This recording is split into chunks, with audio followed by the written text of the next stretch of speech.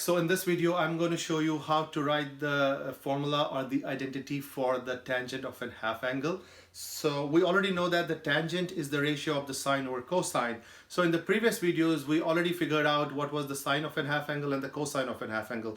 So using that, we'll be able to figure out what is the tangent of a half angle. Okay, there is going to be some algebraic techniques and things that we are going to use. So please pay attention to the details. Again, guys, if you're not able to understand something, please give me your feedback, and I can go back and revisit some of these concepts. So feel free to do that. Okay. So let's look at the tangent. The third one here is the tangent of a half angle. Tangent of a half angle, and we are trying to figure out this identity for this. Actually, we will get three different ones, and depending on a problem, we can use any one of those three. Okay, so the first thing first, tangent of a half angle is going to be sine. So this is something, let's leave the space here for the identity. So I'm going to do the work right here. So we know that the tangent theta is sine theta over cosine theta. That is something we already know, right? Very basic identity. Now if I am working with sine theta over 2, obviously this is not going to be theta anymore. It's also going to be theta over 2, and theta over 2, you have to be consistent, right? So this is where we start with, okay? Because that is something we already know. It's a basic identity that the tangent is the ratio of the sine over cosine. But here I'm not interested only in the tangent of theta. I want to figure out what is the tangent of theta over 2. So I divide theta by 2. If I divide this theta by 2, I got to divide the sine theta, this theta by 2, and this theta by 2 as well. Okay. Now moving on, guys. Here we already know what is sine theta over 2 and what is cosine theta over 2. That is that's already done in my previous two videos, so I'm just going to write it out here. So sine theta over 2, the half angle identity for this is, keep in mind there was a plus and minus, so we're going to leave the plus and minus. And here I had 1 minus cosine theta, right? 1 minus cosine theta, and this whole thing was n divided by 2.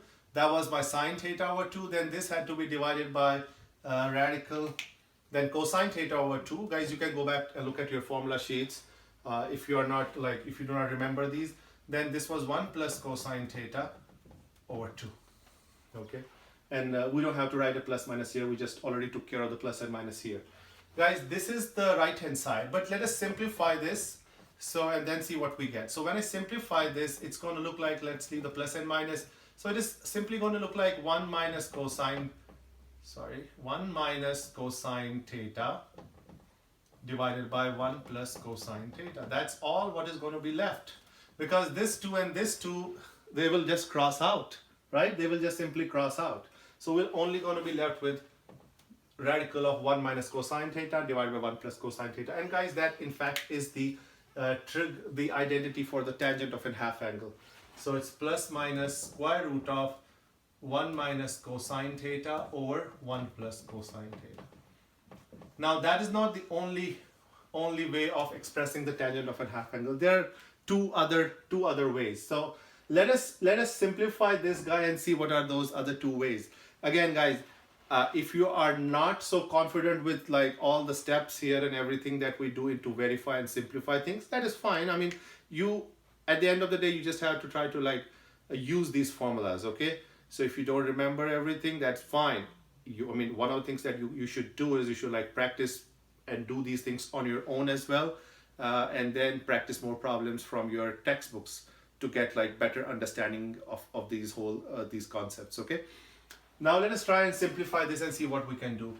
Guys, if you have watched my previous videos, you already know that when we have a radical, and especially when we have a radical in the denominator, we want to get rid of that. And in order to get rid of that, one of the things that we do is we like to multiply, or what we like to call as the rationalizing the denominator, which means we want to multiply by the conjugate, right? So in this case, what we can do is, let's try to simplify. So there's few ways. One of the ways is just taking care of this inside the radical. So what you can do is we multiply upstairs and downstairs here.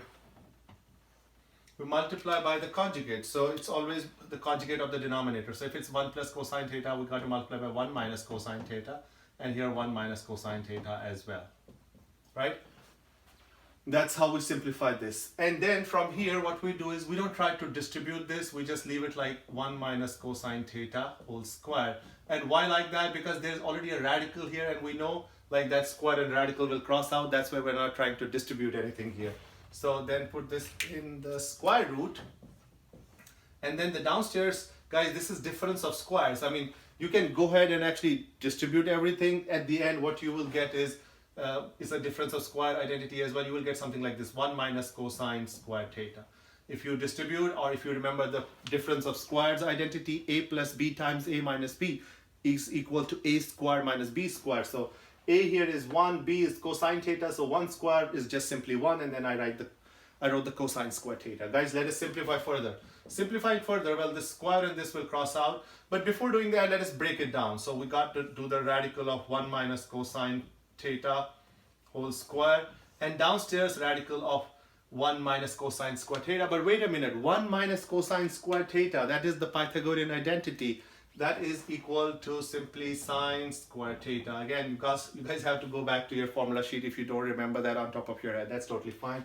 Go back to your formula sheet, look it up, and then substitute it. Guys, let us now simplify. We can cross out the squares and square roots, so we're left with 1 minus cosine theta upstairs, and downstairs I will be left with just simply sine theta. Okay. And of course there's a plus and minus. Okay, there's still a plus and minus. So that is one way of expressing tangent of a half angle. This is the other way of expressing the tangent of a half angle. And guys, there's one more way of expressing the tangent of a half angle. I would like you guys to think about how we get that third form, because that would also be handy and useful sometimes.